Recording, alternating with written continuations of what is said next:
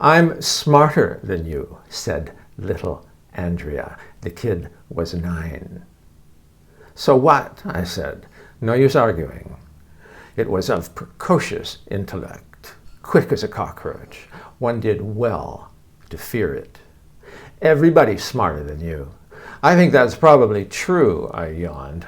We were on a beach. I full length in a hammock between palms, the child standing by to annoy me, pail and shovel in hand.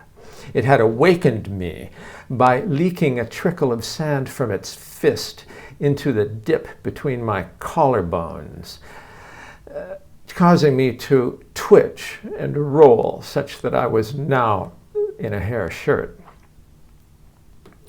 Go and tell the waiter to bring me a champagne cocktail. It might help me sleep. No.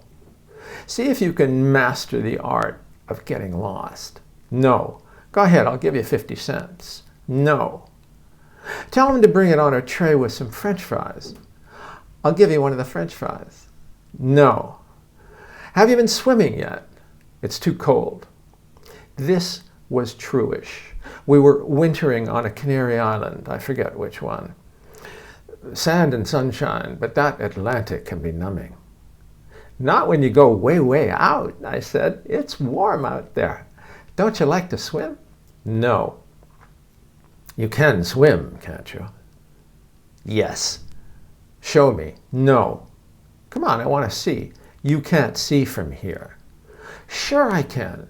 I shaded my eyes like Lawrence and demonstrated the distant gaze. I'm not supposed to go way, way out. I give you permission. But what would its mommy say if it were swept off by the undertow while in my supervisory presence, and there were no little Andrea to run and greet her? What would I tell her? Oh well, I'd think of something. Go ahead, I said. No. I mean, if a shark eats the child, is that my fault? Everything is my fault? It'll be fun, I said. Toby. What? Quit it. What? Just quit it. Don't be obtrusive, I said. What's that? Look it up. The child consulted its iPad. It doesn't say. Tell you what. Go get that champagne cocktail. Make it 2 champagne cocktails. And order also a big, big bowl of your favorite ice cream, which I, myself, personally, will pay for. You never pay for anything. I will this time. Mommy pays for everything. I'm going to pay this out of my own personal money. You don't have any own personal money. Okay. Well, if you don't want the ice cream, go and play or something. I'm having my siesta. It smiled. I am playing. Yeah, well, I don't want to play. Buzz, I said, enunciating with finality. Off. No. I looked at it. It looked at me. There was a pause. How deep can you dig that hole? I said. What hole? That one.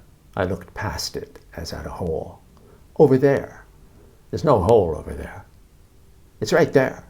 No, it isn't. Waiting to be dug. There's no hole there, Toby. That's because you haven't made a start. One scoop, and there's a hole. I looked around for the waiter and waved rather bitterly at no one.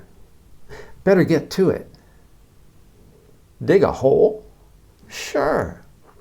It was not unintrigued and began to pace around the prospective hole, the Platonic concept of the hole, kick at it, foot scrape sand away from it. The waiter, apologetic, emerged from the trees. 2 champagne cocktails. No, just make it a pitcher full. French fries and ice cream. What kind of ice cream? I asked the child. It was already bailing sand out of what was becoming a significant crater. Butterscotch. I confirmed this to El Servidor with a glance and waved him away. The child up to its neck in a shoulder-wide pit. I lay back and watched it. Of course, I was already lying back, but now I gave myself to the position, surrendered to it. The waiter placed beside me a tray with the jug of drinks, a long-stemmed glass, the which he filled with a flourish, the fries, and the ice cream. Little pailfuls of sand flew up over the rim of the hole, the child invisible, on its way to Australia, while I sipped the cocktail and scarfed up the fries. You have to be careful with champagne. The bubbles can give you that full feeling before you've quite dealt with the rations. Belching with satisfaction, I lay back. I seem always to be lying back, and all unawares passed into unconsciousness. A soft but deeply heavy whump stirred me, rolled my head, and opened my eyes, and I saw not a hole, but a depression in the sand, pocked by an unsettled newness. The mine shaft must have caved. I looked around for the waiter to come and do something. I mean, I was responsible. Funny how they fuss over you until you tip them. I waved ineffectually, hung on my elbow, and waited. The child's hand emerged like something from the grave. Then the other hand. Then the head. The features studded by the coarser grains.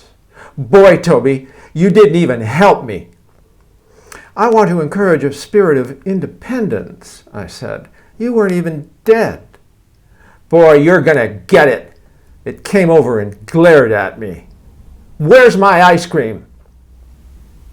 We looked at the empty bowl. Oh, I said, I ate it. It dropped its jaw and squinted at me. Sorry.